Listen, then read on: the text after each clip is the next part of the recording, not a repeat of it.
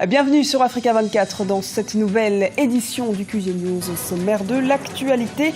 Retour sur le forum international Investir en Tunisie. Ce lundi, les bailleurs de fonds et partenaires internationaux de la Tunisie ont notamment eu l'occasion de s'informer sur le nouveau modèle économique que le pays envisage d'adopter. 80% des personnes privées d'accès à une source d'eau potable vivent en Afrique.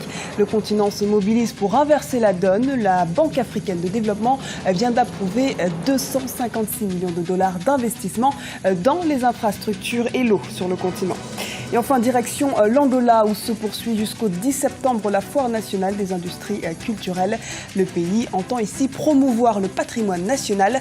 C'est aussi l'occasion de mener une réflexion autour du mouvement artistique culturel angolais. Depuis la révolution tunisienne en 2011, l'économie a sombré dans une profonde crise. Dans son rapport annuel sur la compétitivité, publié le 4 septembre dernier, le Forum économique mondial a classé la Tunisie en 87e position sur 144.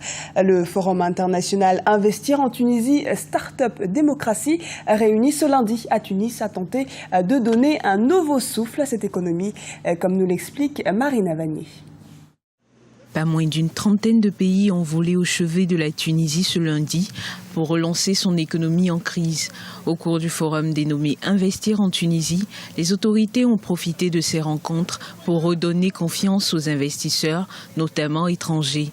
Objectif, rendre plus attractif l'environnement des affaires en Tunisie et en faire une destination sûre.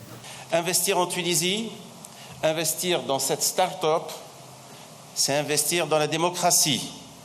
C'est consolider la paix et la sécurité. C'est plébisciter la voie de la concorde nationale adoptée. Les chantiers représentent plus de 5 milliards d'euros. Les financements doivent servir à la construction d'un nouveau port au sud de Tunis et d'un grand barrage, ainsi que des réalisations touristiques dans le pays.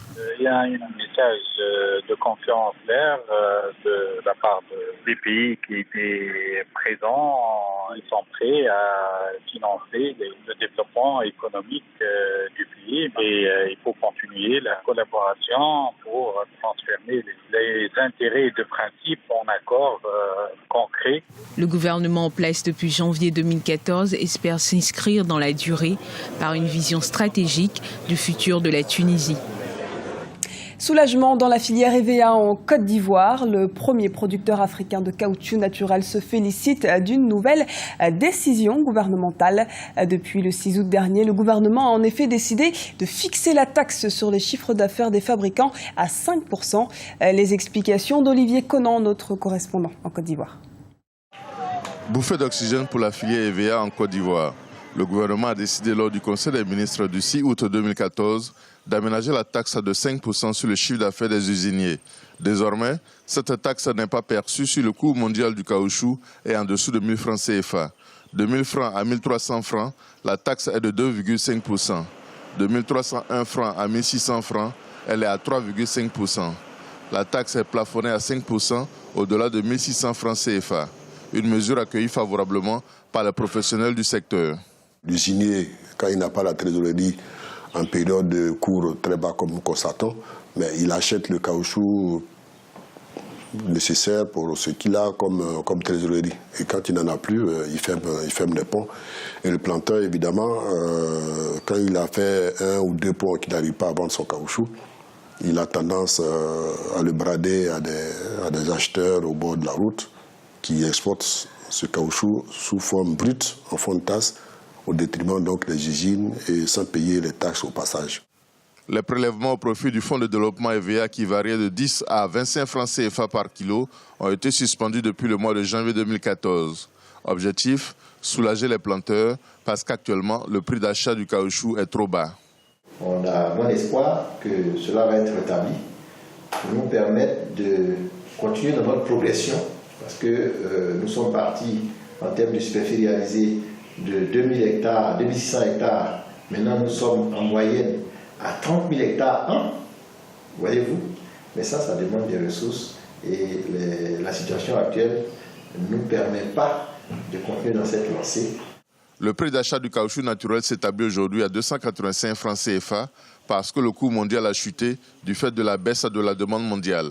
La taxe additionnelle de 5% a été instaurée en 2012 au moment où le cours était au plus haut. Le prix d'achat du caoutchouc était alors de 1100 francs CFA en moyenne. En 2013, la production de caoutchouc naturel de Côte d'Ivoire s'est élevée à 293 000 tonnes. La taxe de 5% a rapporté 16,8 milliards de francs CFA en 2012 et 17,8 milliards de francs CFA en 2013. Aujourd'hui, entre 800 millions et 1 milliard de personnes n'ont pas accès à l'eau potable et le continent africain est celui qui en souffre le plus. C'est en ce sens que 156 millions de dollars vont être approuvés par la Banque africaine de développement. Les précisions d'Ibra Khadingaï. Nous avons convenu que le déficit d'investissement dans les infrastructures ne peut empêcher l'Afrique d'atteindre ses objectifs de développement. Le temps de l'innovation est venu. Le temps de la mobilisation des grandes ressources internes est venu. L'idée que les États africains doivent financer eux-mêmes leur propre développement, notamment les infrastructures, est une question partagée par nous tous. Il est donc temps que nous gérions mieux nos ressources afin de réaliser davantage d'infrastructures. Pour joindre l'acte à la parole, la Banque africaine de développement, la BAD, vient d'approuver ce lundi 8 septembre une enveloppe de 256 millions de dollars d'investissement dans les infrastructures et l'eau en Afrique. 156 millions de dollars de ce montant sont destinés à la construction d'un port maritime à Lagos. En effet, le développement des infrastructures en Afrique contribue grandement à la transformation économique du continent. Pour la Banque africaine de développement, le défi lancé à l'Afrique pour accélérer davantage la croissance reste de taille, manque d'infrastructures de transport, d'énergie, d'eau, de télécommunications et de transformation. Voilà les principaux défis à relever, une mission que la Banque africaine de développement tente d'aider à relever depuis plusieurs années, mais la route est encore longue pour améliorer le quotidien d'un bon nombre de la population sur le continent. N'oublions pas que les infrastructures, c'est très très important et effectivement, ça ne concerne pas que les routes, il y a le problème aussi de l'eau, il y a le problème de l'électrification. Vous savez que l'Afrique souffre plus de la moitié, d'après les rapports internationaux, de la population africaine qui vit sans électricité. Là, il faudrait peut-être aller vers les énergies renouvelables. L'Éthiopie est en train de faire un très grand barrage pour essayer de subvenir à l'électrification. L'institution financière africaine veut également contribuer à hauteur de 5 millions de dollars à la mise en place d'une société panafricaine chargée de concevoir et de préparer des projets africains d'infrastructures. Culture à présent, focus sur la seconde édition de la Foire nationale des industries culturelles en Angola. Depuis le 5 septembre, les créateurs de mode, artisans, musiciens ou encore promoteurs de spectacles se mobilisent afin de promouvoir l'identité et la richesse culturelle angolaise. Reportage de Jacques Amboka, notre correspondant en Angola. C'est la culture angolaise au pluriel qui s'exprime ici à Filda dans le cadre de la deuxième édition de la FNIC 2014, la Foire nationale des industries culturelles, ouverte le vendredi 6 septembre 2014. Musique, défilé de mode, expositions de diverses disciplines artistiques, des artistes venus de toutes les provinces du pays, une occasion qui offre aux artistes angolais de laisser exprimer leur art. Je représente les artistes lyriques et ici les choses se passent bien. Ceux qui ne sont pas là sont en train de manquer cette ambiance. Si la Foire nationale des industries culturelles offre une occasion d'une large visibilité pour les artistes, elle est aussi une opportunité pour d'autres d'interpeller les autorités à accorder l'attention à d'autres arts qui semblent oubliés. Je demande au ministère de la Culture de reconnaître et œuvrer à la récupération de la poterie pour qu'elle ait aussi un impact social afin que ces mamans potières parviennent aussi à vivre de leurs œuvres. En parcourant les stands, on n'en sort pas sans en tirer profit, reconnaissent les visiteurs. J'ai pu voir en art les animaux qui sont dans notre forêt en Angola. J'ai aimé, sans parler des livres. La deuxième édition de la Foire nationale des industries culturelles se tient en marge des FENACULT 2014, Festival national de culture organisé par le ministère angolais de Culture. Elle va se clôturer le mardi 10 septembre. Un mot de sport concernant les éliminatoires de football de la CAN 2015. L'équipe nationale de football du Gabon a battu la sélection angolaise ce samedi à Libreville. Cette victoire de l'équipe longtemps restée sans sélectionneur est la première sous le coaching du Portugais Jorge Costa. Reportage de notre correspondant au Gabon, Douglas Toutou. Premier match de qualification pour la CAN 2015 et première victoire pour le Gabon qui a battu l'Angola 1-0 au stade de l'amitié sino-gabonaise. Les Panthères du Gabon se sont imposés grâce à un but inscrit à la 45e minute par Samson Mbingi. Oui, on savait que ça allait être difficile, mais bon après, voilà, on a bien géré le match, même si en deuxième mi-temps on s'est mis un peu en difficulté. Le plus important, c'était les 3 points. Déjà, essayer de surtout pas se relâcher et puis être concentré encore sur le match de mercredi. On sait que ça va être très très difficile. Les joueurs de Georges Costa, dont c'était le premier match officiel sous les couleurs du Gabon, se sont imposés devant leurs supporters. Le nouveau capitaine de l'équipe gabonaise, l'attaquant Pierre-Emerick Aubameyang, n'a pas marqué lors de cette rencontre. Mieux, il n'a pas été à la hauteur des attentes de ses nombreux fans.